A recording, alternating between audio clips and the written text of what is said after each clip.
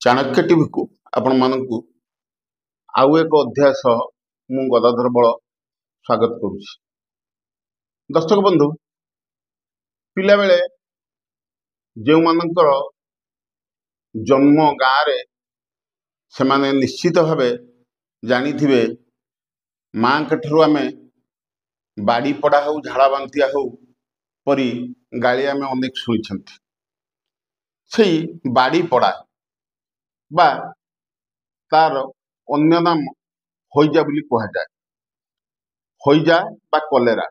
दर्शक बंधु, एबे से भली एक स्पर्शकातर रोगर जहाँ 19 शताब्दी भारत कौन विश्व तमाम हजार हजार जीवन निये से पुणी सामना को आसी ताहा पुणी केउ एक उपांत अंचल नुहे ओडिशार उपकूल जिलार जाजपुर रे।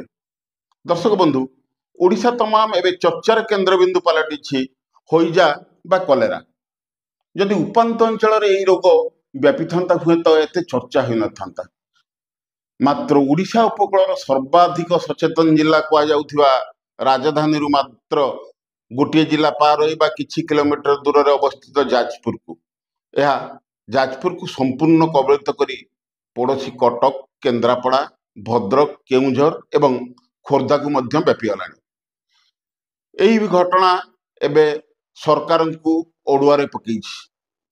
स्वास्थ्य विभाग, जनस्वास्थ्य विभाग एपरिकी RWSS परि विभाग एबे राति उजागर रही यार प्रतिकार पई अहरह चेष्टा करुछंती। मात्र केते दूर सफल होइछंती आगामी दिन में जना पड़िबो।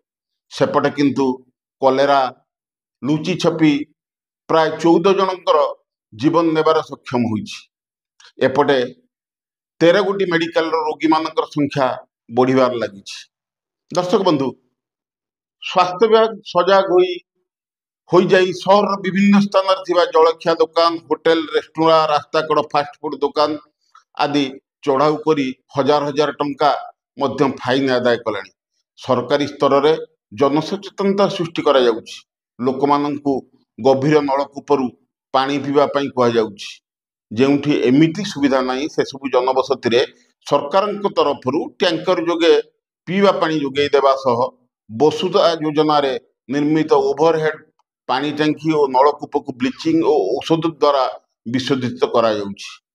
दर्शक बंधु, एपरिक लोक माननकु नई पोखरी गाड़िया आदि पानी व्यवहार न करिया पई मार्गदर्शिका प्रकाशन करी सचेतन सृष्टि करा जाउछि।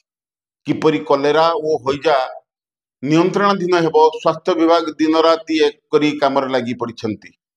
एथिपई केंद्र सरकार मध्य केंद्रीय टीम पठाई ताहाकू आउरी त्वरान्वित करुछंती। 2016 ओडिशा सरकार रिपोर्ट कहूछि ओडिशा रे शुद्ध पानीय जल केवल 25% ग्रामांचल लोक मानकु जोगई दिया जाइछि। ग्रामांचल रे संख्याधिक लोक निजर नित्य व्यवहार्य काम पई नलकूप पानी व्यवहार न करी नई, पोखरी, नाल इत्यादि प्रदूषित जल व्यवहार करती। सही पानी रे पशु पक्षी माने व्यवहार करुथिबा बेले लोक माने शौच पई मध्य व्यवहार करिथांती। फल रे ई जल को व्यवहार करुथिबा लोक मानक मध्य रे कलेरा बा हईजा सहजरे व्यापी थाए। दर्शक बंधु, ए कलेरा कोन आम मन को अनेक समय आंदोलित करे। कलेरार इतिहास को तर्जमा कले जना जाए साधारणतः बन्या और बात्या परवर्ती स्थल भाग में प्रदूषित जल जनबसती पशी आसी लोक द्वारा व्यवहृत होता जल को प्रदूषित करदे आउ से जल को लोक माने पानीय हिसाब से व्यवहार कले यह सहजरे व्यापी थाए।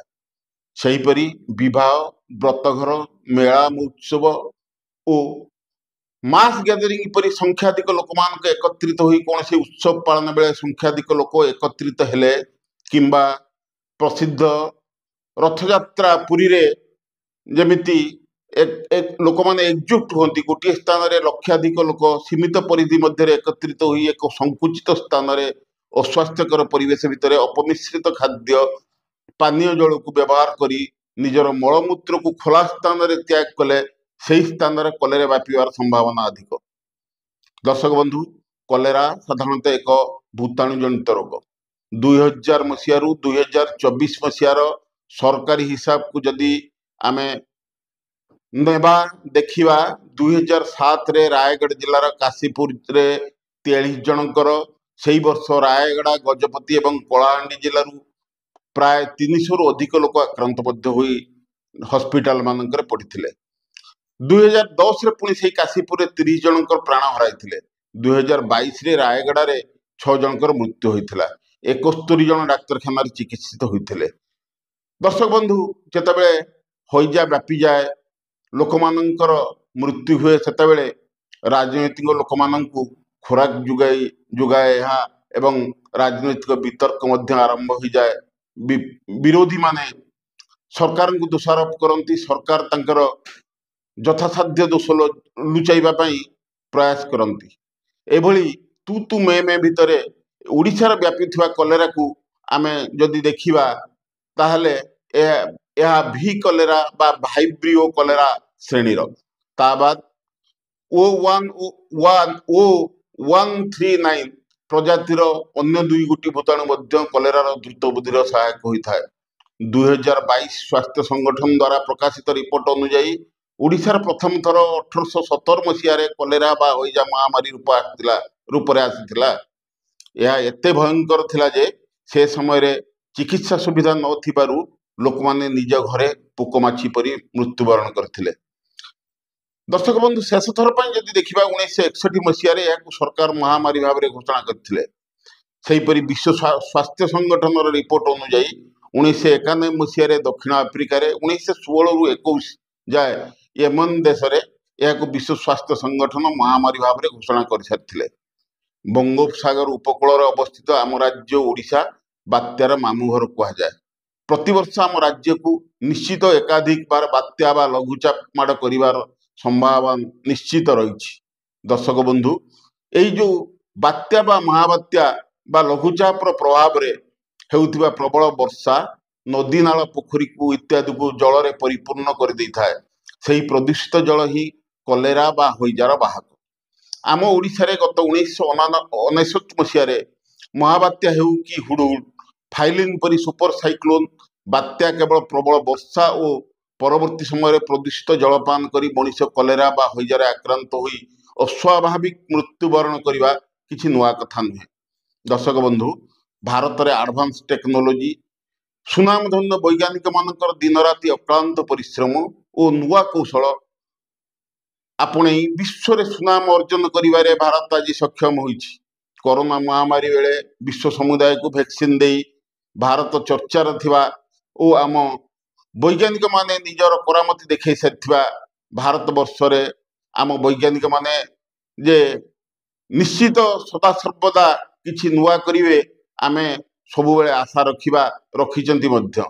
ଆଉ ସେମାନଙ୍କ ଉପଦେଶକୁ ଜନସାଧାରଣ ଅବମାନନା କରି ମହାମାରୀକୁ ହାତ ଠେରି ଡାକିବା ପରି ସର୍ବୋପରି ଆମ ଦେଶର ଲୋକମାନେ ଆଦୌ ସଚେତନ ନୁହନ୍ତି। ଦର୍ଶକ ବନ୍ଧୁ, ମୁଁ ଆପଣଙ୍କୁ ମନେ ପକାଇ ଦେବା ପାଇଁ ଚାହେଁ, କଲେରା ଏ ଯାଏ ମହାମାରୀ ରୂପ ଧାରଣ କରିନାହିଁ। ଏ ଭୂତାଣୁକୁ ବାଧା ଦେବାକୁ ଆମମାନଙ୍କ ମଧ୍ୟରେ ସଚେତନତାର ଆବଶ୍ୟକତା ରହିଛି।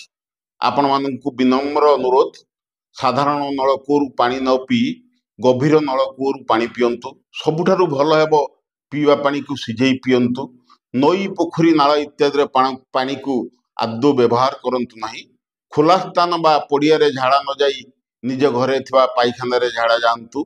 ସ୍ୱଚ୍ଛତା ଅବଲମ୍ବନ କରି କଲେରା ବା ଝାଡ଼ା ବାନ୍ତି ରୋଗକୁ ବାଏ କରନ୍ତୁ। ଅସମୟରେ ଅକାଳରେ ନିଜର ସମ୍ପର୍କୀୟ ବନ୍ଧୁ ପରିଜନଙ୍କୁ ଦୁଃଖ ଦରିଆରେ ଭସାଇ ସେମାନଙ୍କୁ ବିପଦରେ ପକାନ୍ତୁ ନାହିଁ।